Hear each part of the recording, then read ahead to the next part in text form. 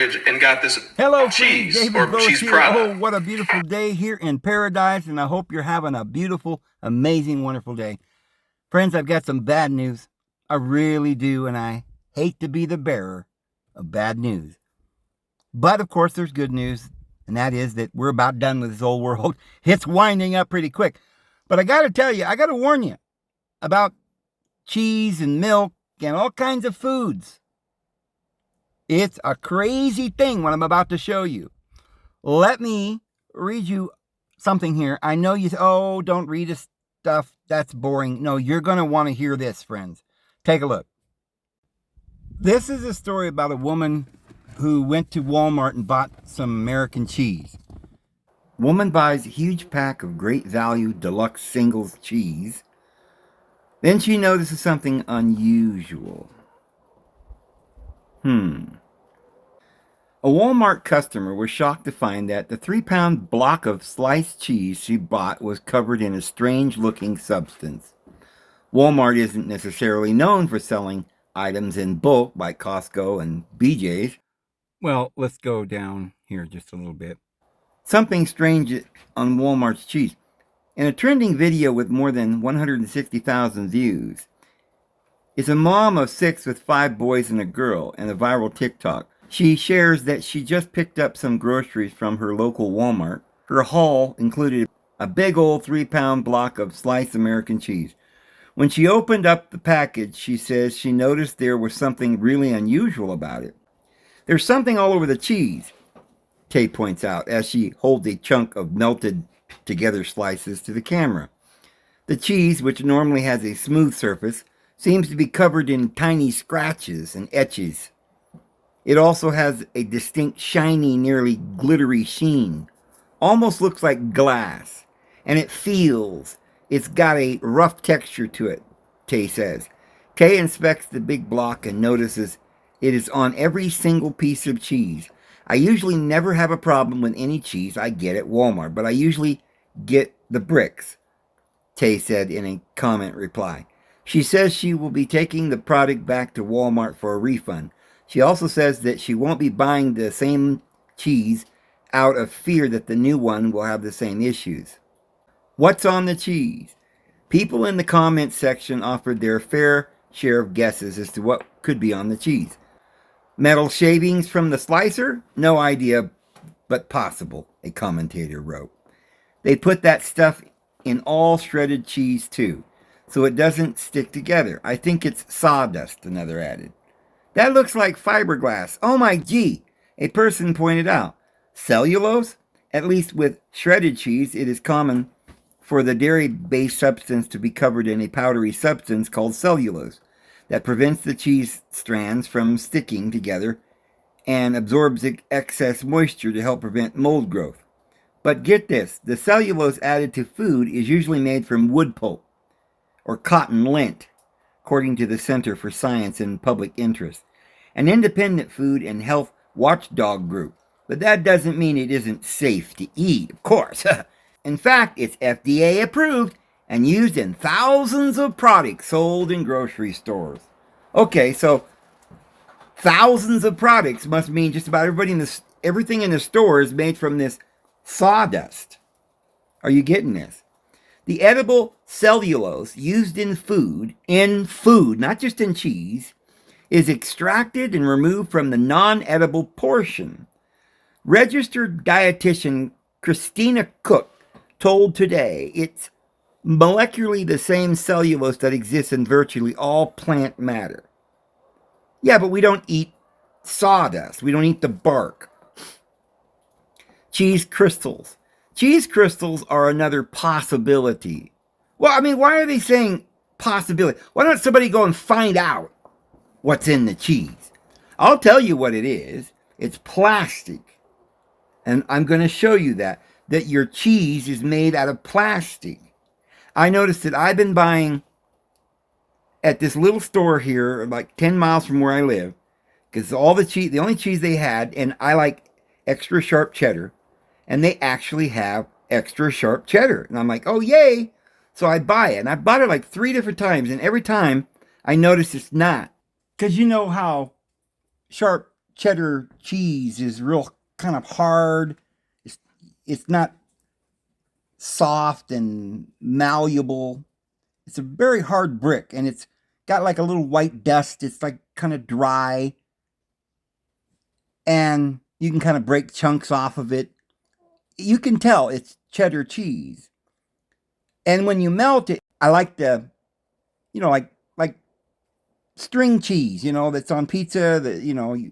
But this stuff, when it would melt on my sandwich, would turn into some kind of a weird putty with the glue that held it together all kind of melting and running off it was disgusting, and I knew it wasn't real cheddar cheese. It reminded me of some kind of American processed food stuff. So that was upsetting.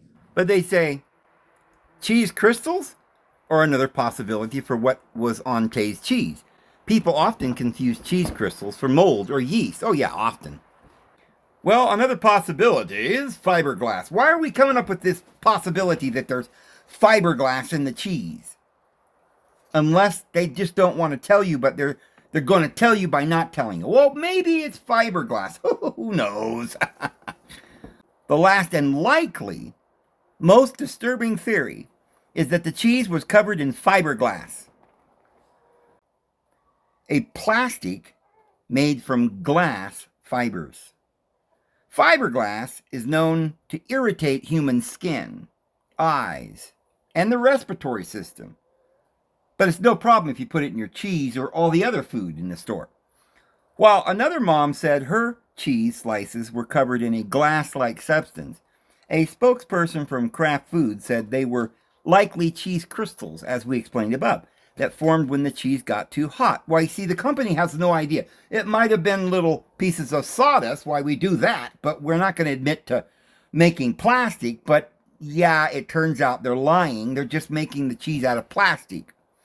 They said in a comment that Walmart told her it would be doing an investigation. Oh, we'll do an investigation, don't you worry.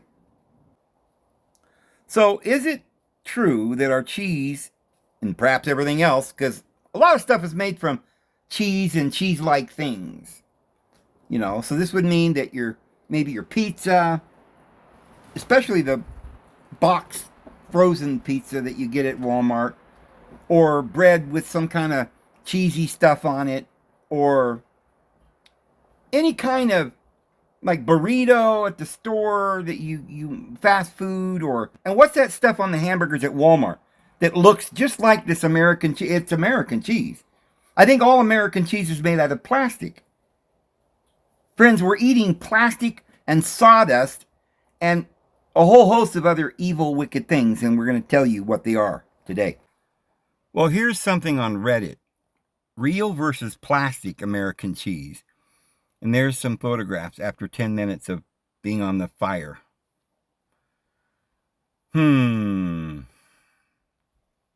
So, I've read articles where they say that it's made out of plastic. And if you ask Google, it'll say, no, that's a lie. The cheese is not made out of plastic. So I okay, something's going on here. The article that said it's made out of plastic said it was casein. So I looked up, is casein plastic?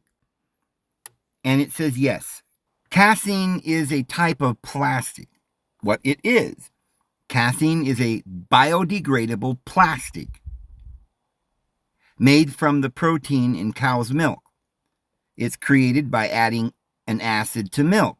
Okay, so it's made from cow's milk, so it's fine. But no. It's made by adding acid. Now, it's just acid, guys. We don't know if it's battery acid. Of course not. It's some other, acidic substance, right? It's all right. It's not bad for you. Well, there are lots of kinds of acid, and this is some kind of a chemical. But they don't even want to tell you what kind of chemical. They're just going to say it's an acid. Well, I'm going to show you that it's actually formaldehyde, which they use for embalming dead carcasses. It's a toxic poison and a biocide, herbicide, a pesticide.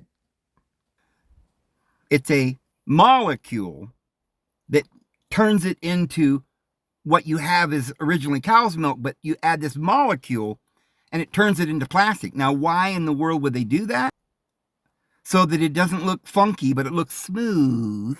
That's what they're doing with your milk. Hydrogenized means you're turning the milk into plastic. Because what you're doing is and that's the correct definition, guys.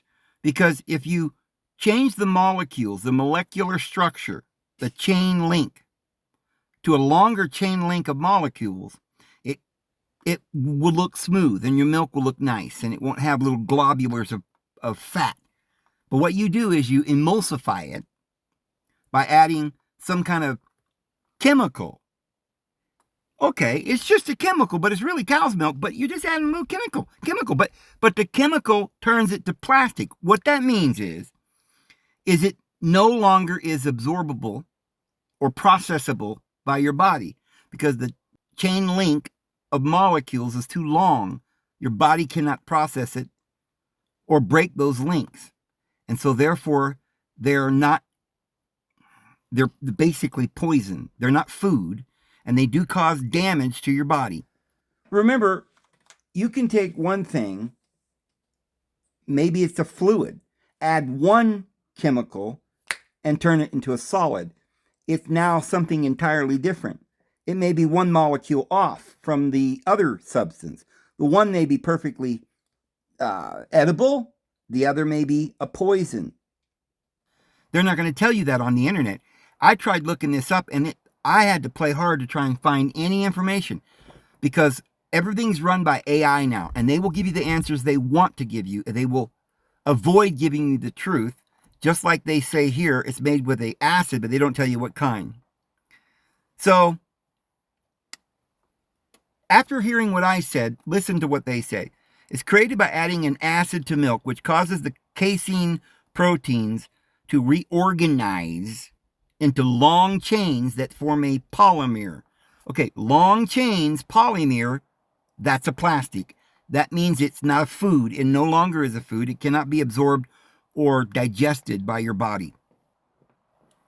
Uses. Casein plastic is used in many items, including buttons, buckles, knitting needles, fountain pens, and more.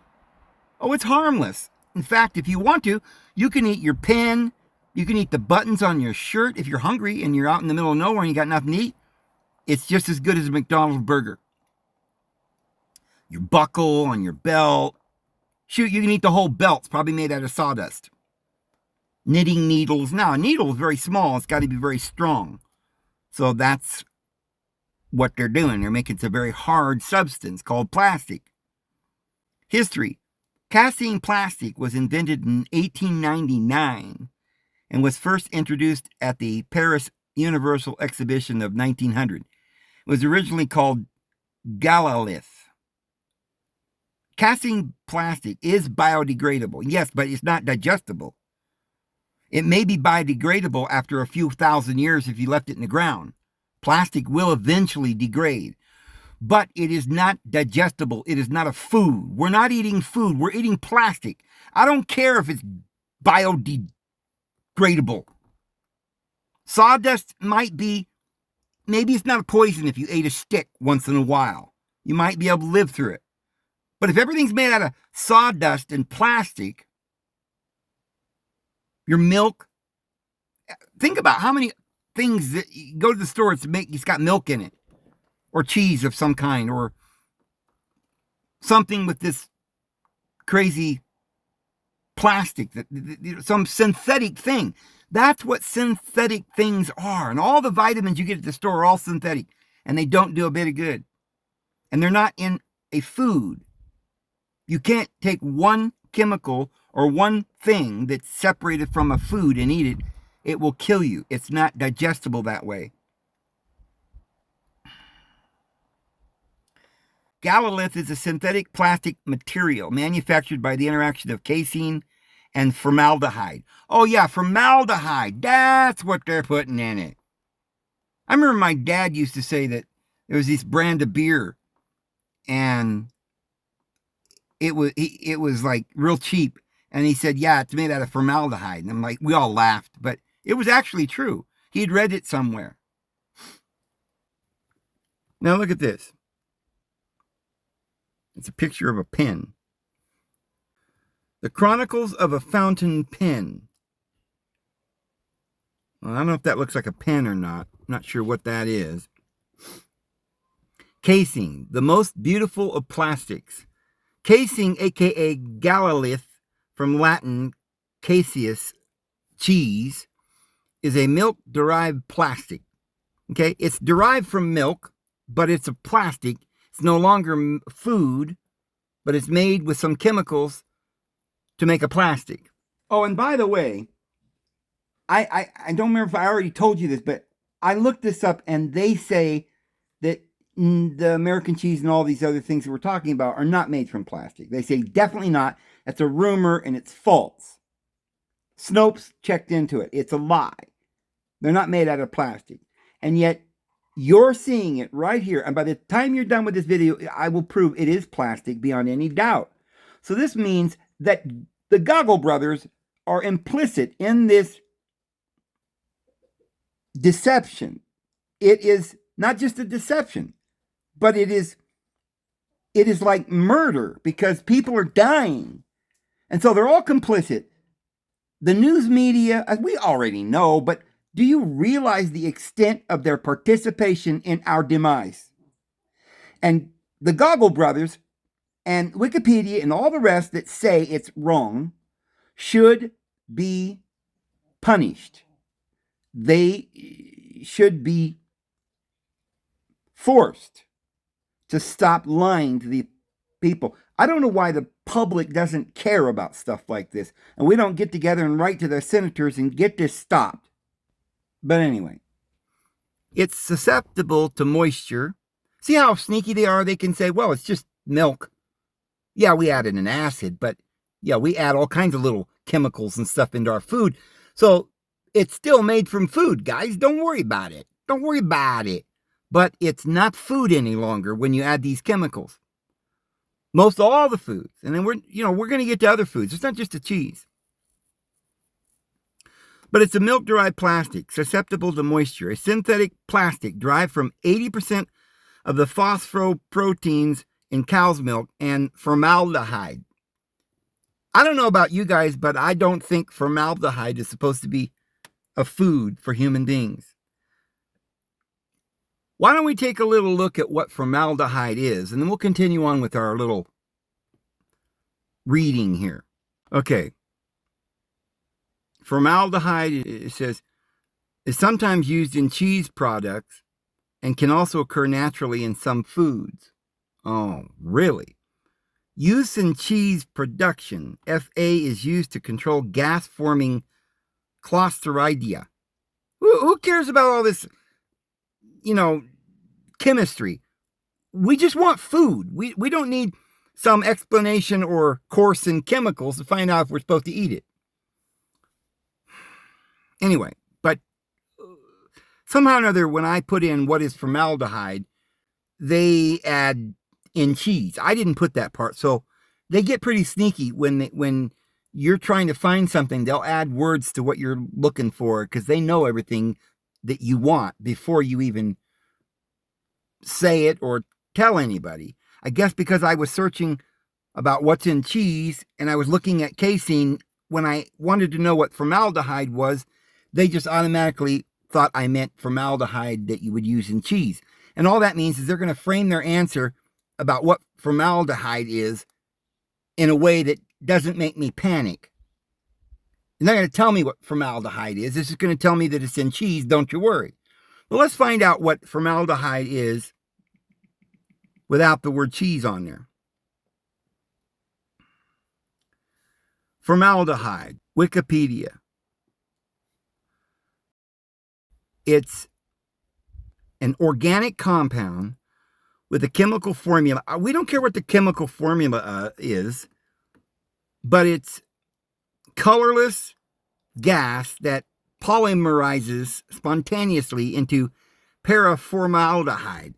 It's stored as aqueous solutions, formalin, which consists mainly of the hydrate.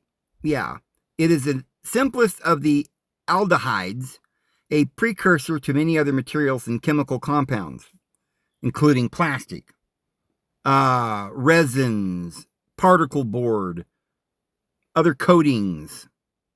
There it is.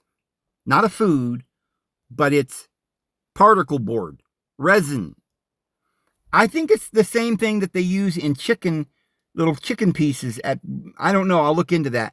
But that just came to mind because I remember they were using some kind of glue to glue the little chicken pieces together to make a chicken breast at McDonald's. And so I'll look into whether that's maybe what they're using. But this is all chemistry, right? They don't really tell you what it is. Uses.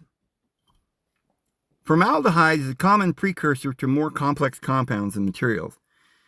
In approximate order of decreasing consumption, products generated from formaldehyde include resin, melamine resin, phenol, formaldehyde resin, polyphenylethylene plastics, butanediol, and methylene disconnectinavinate.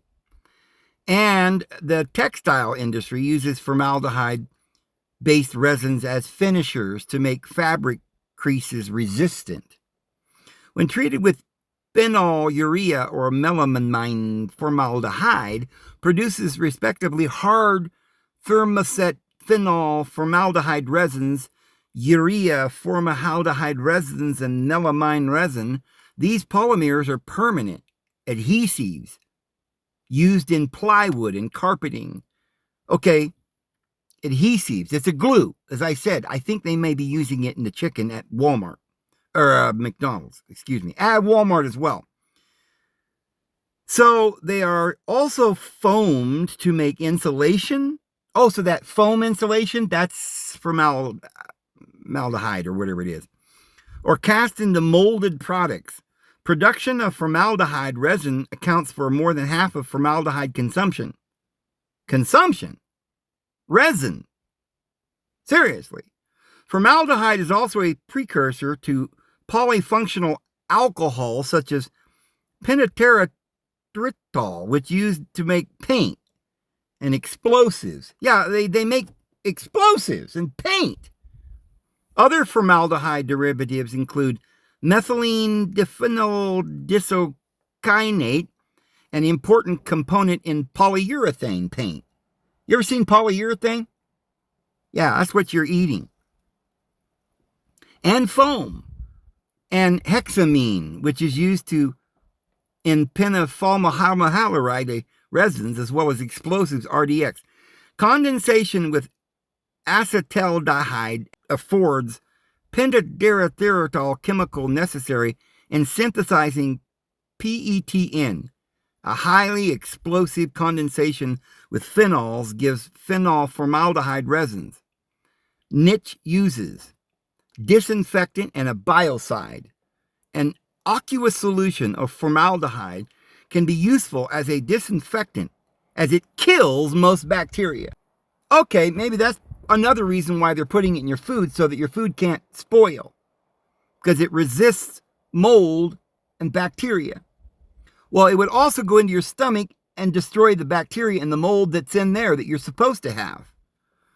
And the fungi that you need in your body. You have a balanced fungal, bacterial gut fauna, and it's destroying that. And we're going to find out it's in almost all the foods, not just the milk and the cheese. It is used as an additive in vacuum manufacturing to inactivate toxins and pathogens. Oh, so perhaps they're doing that, and then as a side, and then as part of the program, we all got to go down and get that little thingy. Okay, that might be some kind of a combination that's going on here. Formaldehyde releases are used as biocides in personal care products such as cosmetics. Although present at levels not normally considered harmful, well, we're rubbing it all over our body, and then we're also eating it. But if you were just going to look at how much is in that one candy bar, it's not enough to kill you. But if you notice that it's in everything, yes, it's enough to kill you. Although present levels not normally considered harmful, not normally considered harmful, but you never know. You might eat one of those candy bars and drop dead the next day. It's not normally going to kill you, though. You probably live through it. They are known to cause allergic contact dermatitis in certain sensitive individuals. So if you're sensitive, don't eat any food because it's all in there. And aquarists use formaldehyde as a treatment for the parasites Eclophythracea and multifilius and cryptocaryon irritants. Formaldehyde is one of the main disinfectants commended for destroying anthrax. So, when you get anthrax and you're about to die, well, that's how powerful this is. Anthrax will kill you just like that. But you add a little formaldehyde and it immediately stops the anthrax, right? So you don't die. But it also kills all the other bacteria in your body and you eventually wither away and die anyway. Formaldehyde is also approved for use in the manufacture of animal feed in the United States. So your dogs and your cats and your chickens and everybody's eating formaldehyde, right? Oh, but it's just the animals, Dave. No, it's all the humans too. So all food, pet food and everything else, you go to a company that says, oh, we only put vegetables in this here dog food. We don't put any chemicals or anything. Well, yeah, a little formaldehyde. We got to have some glue to paste all this, vegetable matter and, hides and bones and all this stuff we've scraped off the floor through the manure at the slaughterhouse. And we've made this dog food with, chicken beaks and craws. And we put it all together and added some carrots and some rice and some formaldehyde to glue it together. It won't hurt your dog. Don't you worry. It's organic, right? Because it's just made from milk, guys, and a little formaldehyde, which is actually organic formaldehyde. So we can call it that. So it's approved for use in manufacture of animal feeds. Now, notice they don't say it's used in all of it. They're just saying it's approved. Now, if you got a bag of dog food somewhere you got from some health food store that says we don't use formaldehyde, then maybe it's true. But I bet you that there's none out there. Because all dog food's like little pieces of dog food all, held together with some kind of glue. And this is what they've approved to hold all the food together. So you get a sausage or a hot dog, it's all glued together, right? Pieces of meat all glued together. What kind of glue is it? Well, it's milk, Dave, with a little formaldehyde. It's plastic. That's the definition. It is a molecular structure that cannot be digested. It is poison. So as an antimicrobial agent used to maintain complete animal feeds or feed ingredients, salmonella negative for up to 21 days. So they can keep the food at the warehouse for months and never spoils. And it doesn't get any salmonella or any other kind of bad bacteria. But when you eat it, it destroys the gut biome in your system.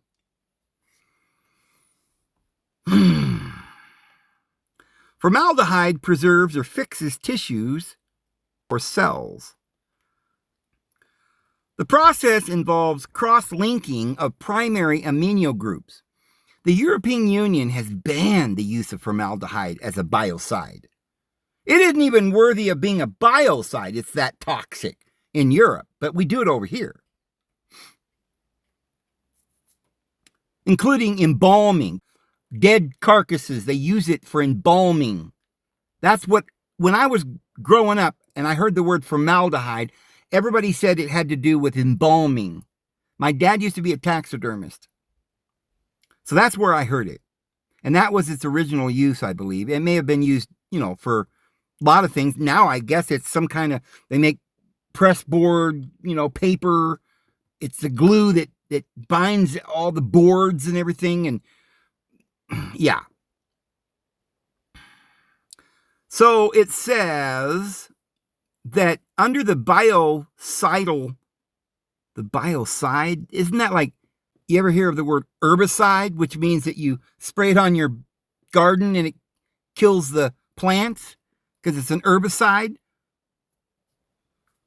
Or have you ever heard of the word pesticide, which means that you spray it and it kills your pets or the pests? I don't know either which is which, but it kills animals. It kills herbs, but it doesn't hurt humans. You see, we can eat it straight up in all of our food. It's a biocide. It kills all your biology, which doesn't kill the human. It just kills all your biology, right? All your bacteria, all the fungi, the natural bioherbs that keep you alive, the natural fauna in your body, not just in your gut, but all throughout your body. You have bacterias and different things that function in a balanced system. If you eat poison, and that's what poison is, it's a pesticide, a biocide, that's the definition of a poison, and it will kill you. Countries with a strong tradition of embalming corpses, such as Ireland and other colder weather countries, have raised concerns, despite reports to the contrary. No decision on the inclusion of formaldehyde on Annex 1 of the Biocidal Products Directive for Product Type 22, embalming and taxidermist fluids, have been made as of September 2009. So basically, this American cheese and the milk at the store and all your other foods that you eat, all of it, McDonald's foods and everything else, is made from formaldehyde, which is an embalming fluid that is a biocide and potentially a pesticide and an herbicide. So formaldehyde-based cross-linking is exploited in chip-on-chip or chip sequencing genomics experiments, where DNA-binding proteins are cross-linked to their cognate binding sites on the chromosome and analyzed to determine what genes are regulated by the protein. Formaldehyde is also used as a denaturing agent in RNA gel electrophoresis, preventing RNA from forming secondary structures. A solution of 4% formaldehyde fixes pathology tissue specimens at about 1 millimeter per hour at room temperature. In photography, formaldehyde is used in low concentrations for the process. Low concentrations because it'll melt the film. So we've got to have low concentrations. But they use it for the process in color negative film, stabilizer in the final wash step, as well as in the process E6 pre-bleach step to make it unnecessary in the final wash. Safety. In view of its widespread use, toxicity, and volatility, formaldehyde poses a significant danger to human health. I think we should probably read that again. In view of its widespread use, toxicity, and volatility, formaldehyde poses a significant danger to human health. In 2011, the U.S. National Toxicology Program described formaldehyde as known to be a human carcinogen. Chronic inhalation. However, concerns are associated with chronic long-term exposure by inhalation, as may happen from thermal or chemical decomposition of formaldehyde-based resins. So in other words, even if you're living in a house made out of chipboard or fake plywood stuff, even plywood is glued together with this stuff, some kind of a resin formaldehyde kind of thing. And as you inhale what you think is the smell of freshly cut wood, you're actually inhaling formaldehyde. And the exposure to the inhalation of formaldehyde-based resins and the production of formaldehyde resulting from the combustion of a variety of organic compounds, for example, exhaust gases. I guess if you burn it in your fireplace, it'd really be bad. as formaldehyde resins are used in many construction materials. It is one of the more common indoor air pollutions. So they're calling it an indoor air pollutant.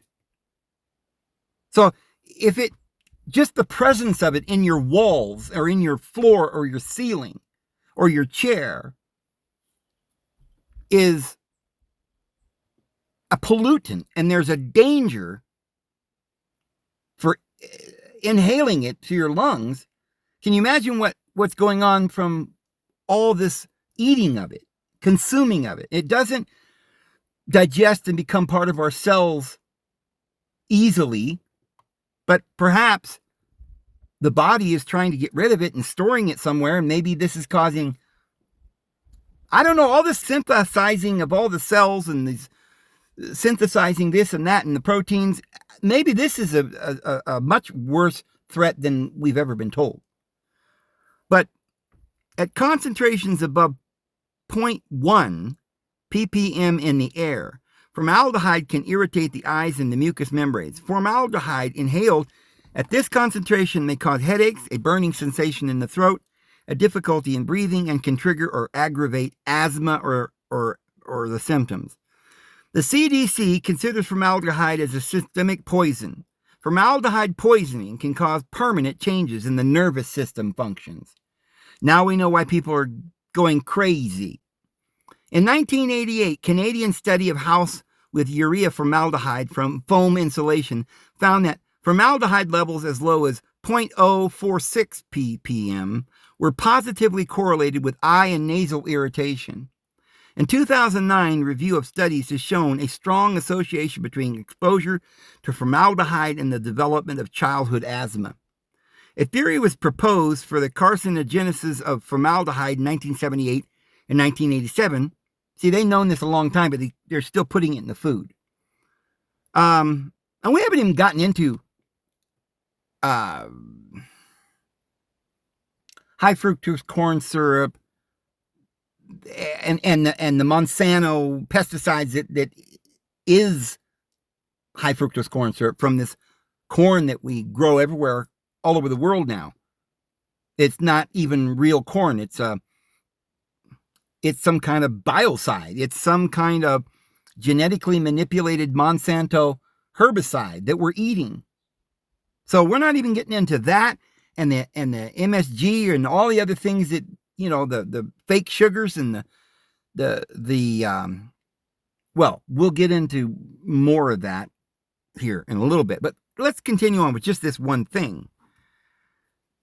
It's the United States Environmental Protection Agency classified it as a probable human carcinogen, and after more studies, the WHO, International Agency for Research on Cancer, in 1995 also classified it as a probable human carcinogen. Further information and evaluation of all known data led the IARC to reclassify formaldehyde as a known human carcinogen associated with nasal sinus cancer and nasopharyngeal cancer. And studies in 2009 and 2010 have also shown a positive correlation between exposure to formaldehyde and the development of leukemia, particularly myeloid leukemia. So now we know where leukemia is coming from, right? You don't even need the rest of the thingy.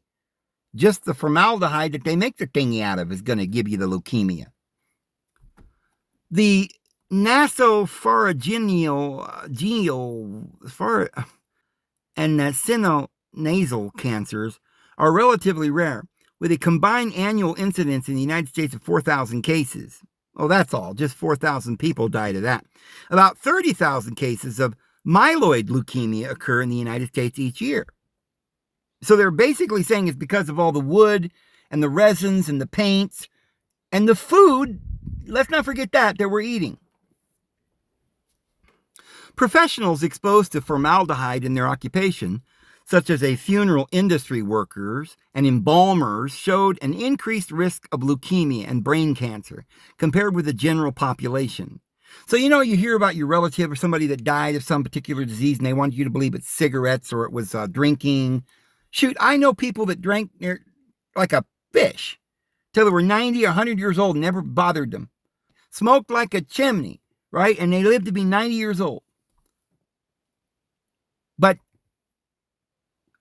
people are dying of these particular things, and I believe it's caused from the chemicals, which is DuPont and Monsanto and these kind of companies from Project Paperclip that started after World War II. That is a program, and that's when the thingy started, and it's designed to kill you. Meantime, they make a lot of money because the food that they're giving you isn't even real food. Basically, you're eating plastic. You're eating plastic. Now, there might be some food in there, but it's no longer food because when they put these chemicals in it, it changes the molecular structure into a plastic. I want to keep saying this because I don't want you to forget that this is not just some, oh, well, it's, it's just a little plastic, Gabe. It ain't going to hurt you. Well, yes, it will. You might get leukemia or cancer.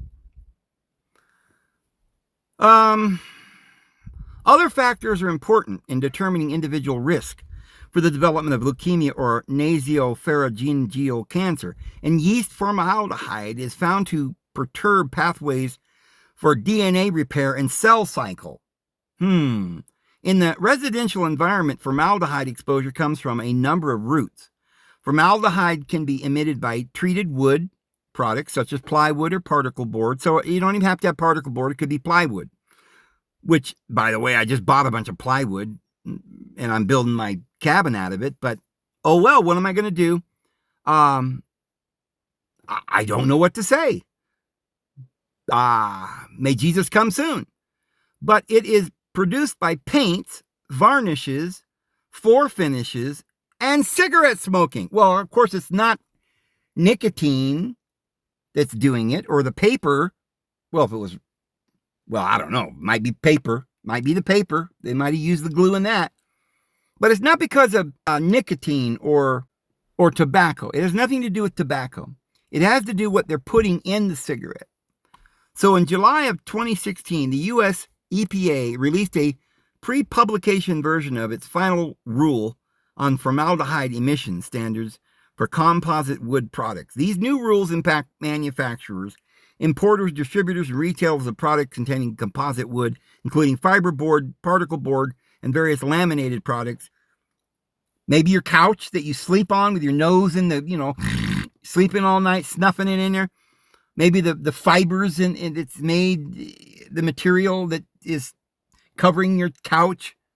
Maybe the linoleum on the floor. Maybe the lights that are emitting a heat and warming up the plastic around the bulb or whatever else is, releasing these toxins.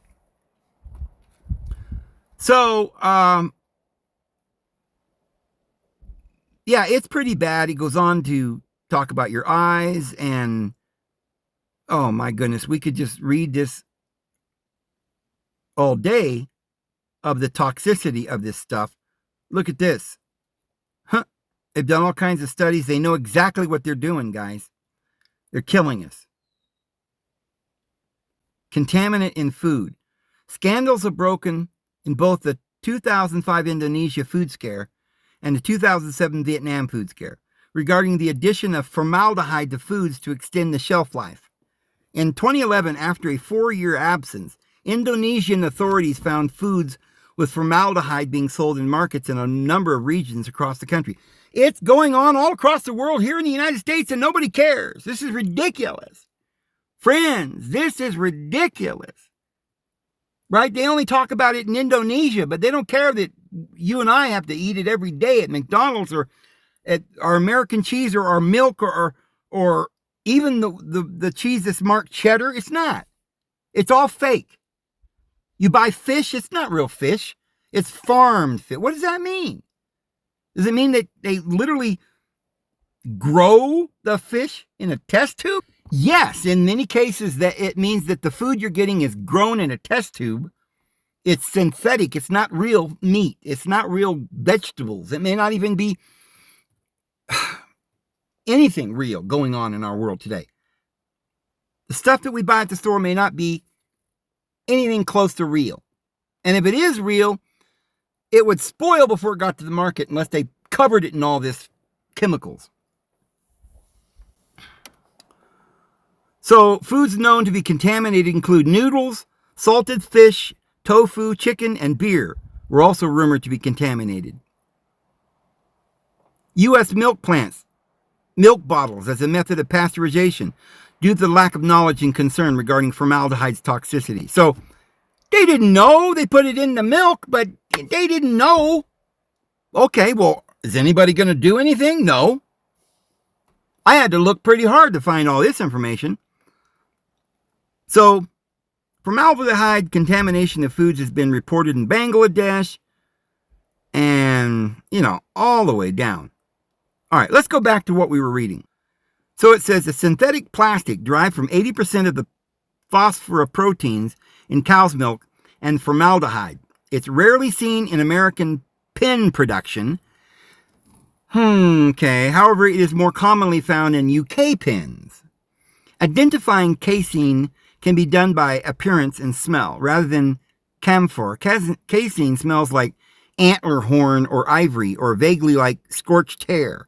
It appears more dull than celluloid, and the curing process creates wavy striations or Isn't that like the cheese that lady found with the little scratches on the cheese and it looked real plasticky?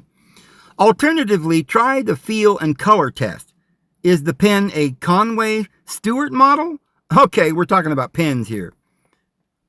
It's the most beautiful of plastics, casein.